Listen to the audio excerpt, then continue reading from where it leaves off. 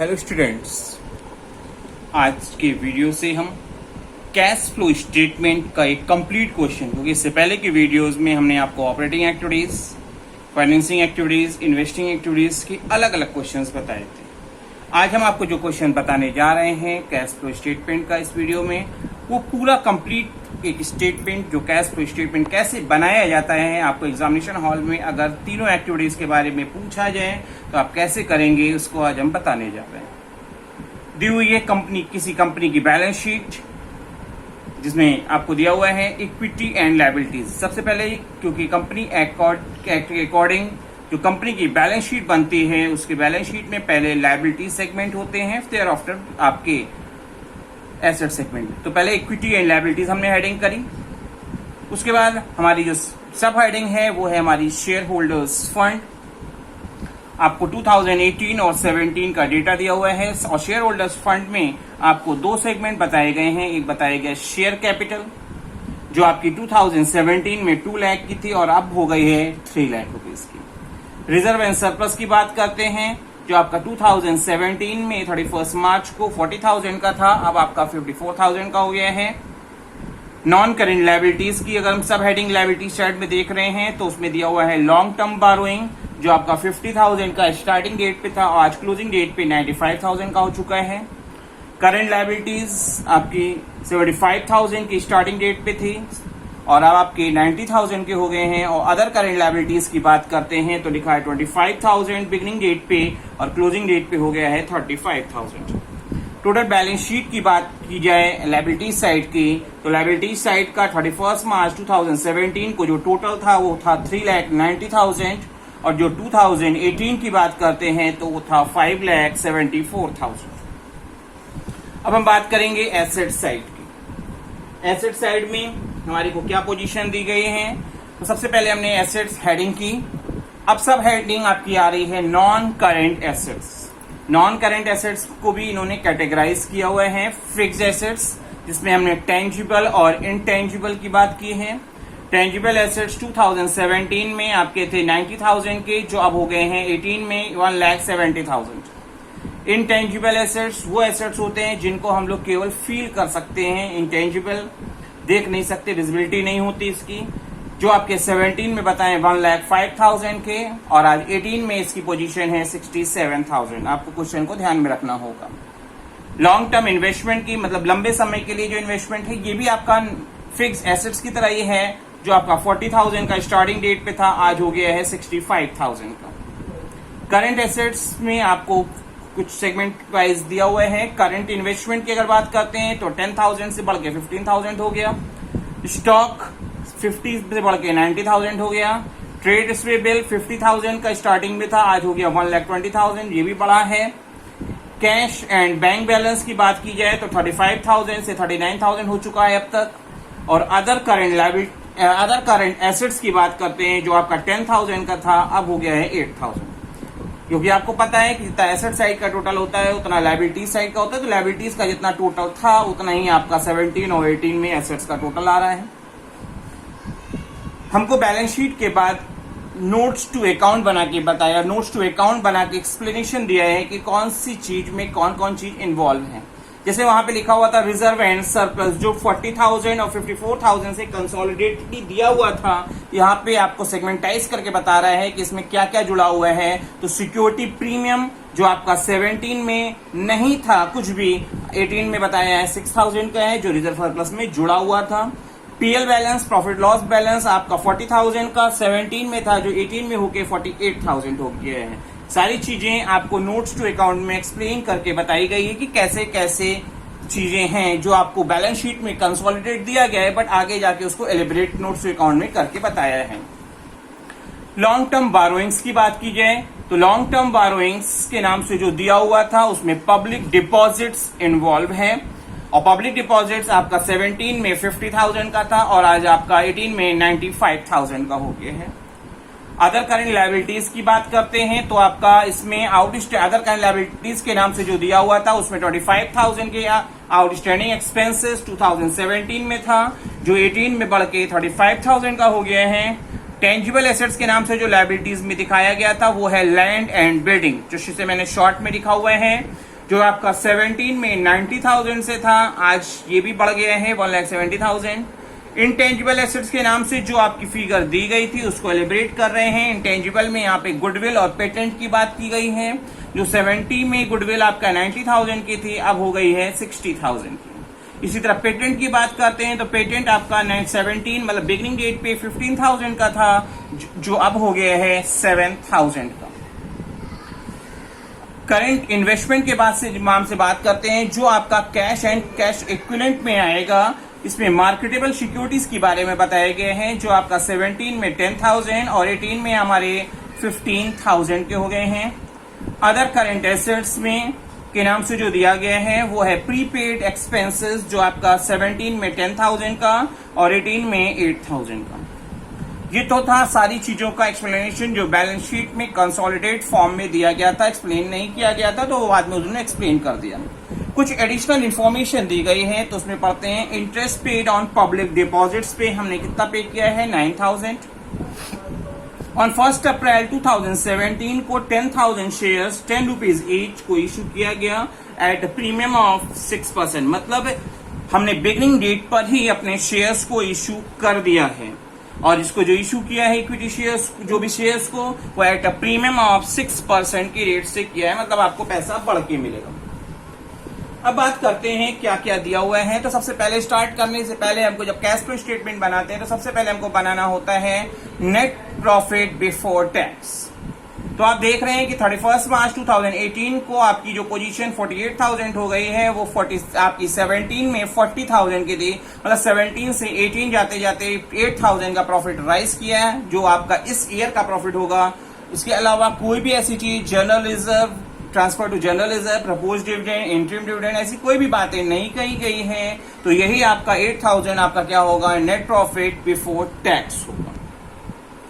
तो आइए हम स्टार्ट करते हैं। सबसे पहले हमको बनाना होगा कैश फ्लो स्टेटमेंट। हम बनाने जा रहे हैं और हम बना रहे हैं 31 मार्च 18 को। तो सबसे पहले हम लिखेंगे cash flow statement for the year end date 31 March 2018।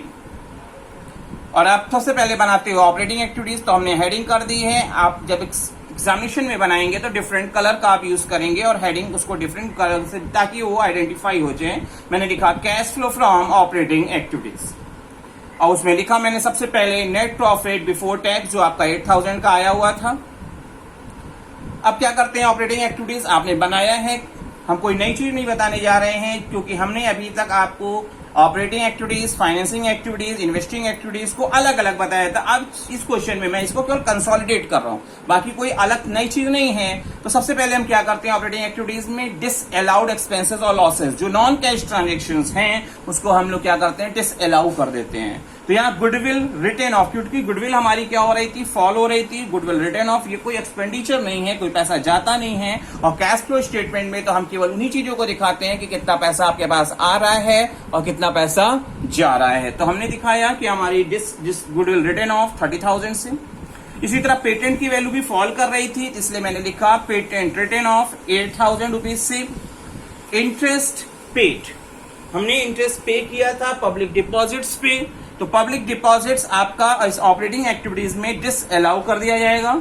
ये तीन आइटम हमारे डिसअलाउड एक्सपेंसेस की कैटेगरी में जा रहे हैं, और इन तीनों चीजों को हम जब कंसोलिडेट करेंगे तो फिगर आएगी हमारी 47,000। और जो एक्सपेंडिचर्स होते हैं, क्योंकि माइनस करके आए होते हैं हम लोग, तो अब इसे हम लोग क्या करेंगे, ऐड करेंगे। ऐड किया, 8,000 पहले से था और 47 मैंने ऐड कर दिया, तो मेरा आया 55,000। कोई भी डिसअलाउड इनकम या गेन हमको नहीं दिया हुआ है, तो ऐसी सिचुएशन में ये आपको जो मिला है पॉजिटिव फिगर मिली है, तो ये प्रॉफिट की बात कर रहा है, और इसे लिखा जाएगा operating profit before changes in working capital. अब हम वर्किंग कैपिटल के चेंजेस को रिकॉर्ड करेंगे। और वर्किंग कैपिटल का चेंजेस कैसे चेक किया जाता है, क्योंकि वर्किंग कैपिटल तो मेजर ही किया जाता है करंट एसेट्स और करंट लायबिलिटीज के डिफरेंस के बेसिस पर। और मैंने आपको बताया है कि कैश फ्लो स्टेटमेंट में डिक्रीज इन करंट एसेट्स और इंक्रीज इन करंट लायबिलिटीज अगर क्वेश्चन में दी है तो इसको ऐड करेंगे, और इसका रिवर्स चीजें जो होंगी जो इनवर्स चीजें होंगी वो माइनस की जाएंगी। तो सबसे पहले मैं देख रहा हूं कि डिक्रीज इन करंट एसेट्स की कैटेगरी में आपको प्रीपेड एक्सपेंसेस दिए हुए हैं 2000 से, जिसे हम लोग क्या करेंगे, ऐड करेंगे। मैंने लिखा हुआ है decrease in current assets, heading कर दी, उसमें सब हेडिंग में आप पार्ट में दिखाया है प्रीपेड एक्सपेंसेस 2000 से। केवल एक ही आइटम करंट एसेट्स का डिक्रीज हो रहा है। इंक्रीज इन करंट लायबिलिटीज में भी देख रहे हैं तो यहाँ आइटम्स दिए हुए हैं, इसलिए मैंने उसको भी किया। अगर ना दिया होता तो हेडिंग करने की जरूरत हमको नहीं होती। हमने दिखाया ट्रेड पेबल हमारा इंक्रीज हो रहा है 15,000 से, और आउटस्टैंडिंग एक्सपेंसेस जो हमारे इंक्रीज हो रहे हैं वो 10,000 से हो रहे हैं। तो तीनों चीजों को हम क्या करेंगे, ऐड कर लेंगे 27,000, और हमने इसे ऐड किया और फिगर आ गई हमारी 82,000। अब जैसे इंक्रीज इन करंट एसेट्स और इंक्रीज इन करंट लायबिलिटीज को मैंने प्लस किया है, इसका इनवर्स चीजें अगर आपको क्वेश्चन में अवेलेबल है तो वो आप उसका रिवर्स वर्क करेंगे, मतलब ऐड की जगह पे माइनस करेंगे। तो देख रहे हैं, तो इंक्रीज इन करंट एसेट्स हमारे को क्वेश्चन में दिया हुआ था। तो करंट एसेट्स में स्टॉक हमारे 40,000 से राइज कर रहे थे, तो वो हमारे सब्सट्रैक्ट होंगे। ये माइनस किस लिए किए जाते हैं, क्योंकि स्टॉक का बर्नअप, जब स्टॉक क्यों बढ़ा, क्योंकि हमने कहीं ना कहीं पैसा हमारा ब्लॉक हो रहा है, पैसा हमारा जा रहा है, हमने स्टॉक खरीदा होगा। इसी तरह ट्रेड रिसीवेबल हमारे बढ़ रहे हैं, तो मैंने किसी को पैसे उधार दिए होंगे, उधार माल बेचा होगा या कुछ भी ऐसा हुआ जिसके कारण ट्रेड रिसीवेबल है, तो वो हमारा यहाँ पे भी राइज कर रहा है 70,000 से। तो इन दोनों चीजों को हम लोग कंसोलिडेट करके सब्सट्रैक्ट कर देंगे। अगर क्वेश्चन में डिक्रीज इन करंट लायबिलिटीज भी होता तो भी हम उसको भी माइनस करते, क्वेश्चन में दिया नहीं है इसलिए हम उसकी बात नहीं कर रहे हैं। और हमने अब सब्सट्रैक्ट किया 1,10,000, तो हमारा डेटा निगेटिव हो गया, क्योंकि पॉजिटिव फिगर पहले जो आई थी वो 82,000 की आई थी, और हमने 1,10,000 में से माइनस कर दिया, तो हमारा डेटा क्या हो गया, निगेटिव हो गया 28,000 से। क्योंकि जब डेटा हमारा निगेटिव आता है तो हम लोग लिखते हैं कैश यूज्ड वर्ड यूज करते हैं, जिस एक्टिविटी के बारे में बात कर रहे हैं, तो हम लिख रहे हैं cash used in operating activities. कोई भी टैक्स के बारे में होता तो वो भी एडजस्ट करने के बाद हम काम करते, क्योंकि कोई टैक्स पे या टैक्स रिफंड नहीं दिया था, इसलिए हमारा अभी ही cash used in operating activities आ गया है। अब हम बात करेंगे दूसरी एक्टिविटी के बारे में, जो है हमारी इन्वेस्टिंग एक्टिविटीज। मैंने हेडिंग की हुई है बी नंबर डाल के, cash flow from investing activities. इसमें हम दिखा रहे हैं कि purchase of land and building 80,000 से, क्योंकि हमारे लैंड एंड बिल्डिंग क्या हो रहे थे, बढ़ रहे थे। 80,000 हमारे पास पैसा जाएगा, डेटा हमने निगेटिव कर दिया। Purchase of long term investments, ये भी हमारे बढ़ रहे थे, तो पैसा हमने खरीदा होगा, इसका मतलब ये इसमें भी हमारे 25,000 ब्लॉक हो रहे हैं। इसके अलावा कोई भी इन्वेस्टिंग एक्टिविटीज में कोई भी आइटम नहीं दिया हुआ है, ऐसी सिचुएशन में ये दोनों चीजों को कंसोलिडेट करेंगे और डेटा हमारा क्या हो रहा है, निगेटिव आ रहा है 1,05,000 से। और क्योंकि जब डेटा निगेटिव आता है तो हम लिखते हैं यूज्ड इन इन्वेस्टिंग एक्टिविटीज। हम थर्ड एक्टिविटी की ओर चलते हैं। थर्ड एक्टिविटी हमारी कौन सी है, वो होती है फाइनेंसिंग एक्टिविटीज। फाइनेंसिंग एक्टिविटीज में हम देख रहे हैं कि हमने कुछ शेयर्स इशू किए थे 1 लाख रुपीज के एट अ प्रीमियम ऑफ 6% किया है, तो हमारा इशू ऑफ शेयर कैपिटल लिखा गया 1 लाख प्लस 6%। 6% कितना हुआ आपका 6,000, और टोटल हो गया 1,06,000 से। अगर हम जब शेयर इशू करेंगे तो पैसा आएगा, तो इसीलिए मैंने लिखा इशू ऑफ शेयर कैपिटल 1,06,000 से, पॉजिटिव बैलेंस। पब्लिक डिपॉजिट्स को हमने और इशू किए हैं और उससे पैसा अरेंज किया है, तो वो उससे भी पैसा आ रहा है 45,000 प्रोसीड्स फ्रॉम पब्लिक डिपॉजिट्स। और इस पे हमको क्या करना हुआ, इंटरेस्ट देना पड़ा है, जो हमारी फाइनेंसिंग एक्टिविटी का पार्ट है, इसलिए एक्सपेंडिचर भी इसका पार्ट माना जाएगा। जो इसको हमने ऑपरेटिंग एक्टिविटीज में इन्वॉल्व कर लिया था वहां पे, इसलिए वहां पे इसे सब्सट्रैक्ट किया गया था। और यहाँ पे क्योंकि इससे रिलेटेड है, इसलिए अब 9,000 यहाँ से इसे माइनस कर रहे हैं। इसके अलावा और कोई आइटम फाइनेंसिंग एक्टिविटीज में नहीं आएगा, कोई दिया नहीं है, तो इन तीनों चीजों को जब हम एडलेस पोजीशन करेंगे तो हमारी वैल्यू आएगी 1,42,000, और ये क्या होगा, हमारा cash flow from financing activities. हमको ऑपरेटिंग एक्टिविटीज मिल गई 28,000 का निगेटिव बैलेंस, इन्वेस्टिंग एक्टिविटीज मिल गई 1,05,000 का निगेटिव बैलेंस, और यहाँ पे जो आपका बैलेंस आ रहा है 1,42,000 का पॉजिटिव बैलेंस। जब तीनों चीजों को हम कंसोलिडेट करेंगे तो हमारे 9,000 का पॉजिटिव बैलेंस आएगा, जिसे हम नेट इंक्रीज कह सकते हैं। हमने किया net increase in cash and cash equivalent. इसमें हम क्वेश्चन में क्या करते हैं, सबसे लास्ट में add opening cash and cash equivalent को ऐड कर देते हैं, जो हमारे क्लोजिंग कैश और कैश इक्विवेलेंट के बराबर होना चाहिए। ये क्वेश्चन को चेक करने का एक तरीका भी हो सकता है। तो यहाँ पे हमने क्या किया, 9,000 जो इंक्रीज आपका आया, net increase on cash and cash equivalent, 45,000 का कैश बैंक बैलेंस आपको दिया हुआ था, और उसमें हमने जब दोनों चीजों को कंसोलिडेट किया तो हमारी क्लोजिंग फिगर आपकी 54,000 से मैच कर रही है। इसका मतलब हमने जो भी क्वेश्चन को किया है उसमें कोई भी डिफेक्ट्स नहीं है। होपफुली आपको ये कंसोलिडेट क्वेश्चन आपको अच्छे से समझ में आएगा और आप इसकी घर पे कॉपी पे प्रैक्टिस करेंगे ताकि आपको एग्जामिनेशन हॉल में क्वेश्चन अटेम्प्ट करने में कोई भी प्रॉब्लम ना हो।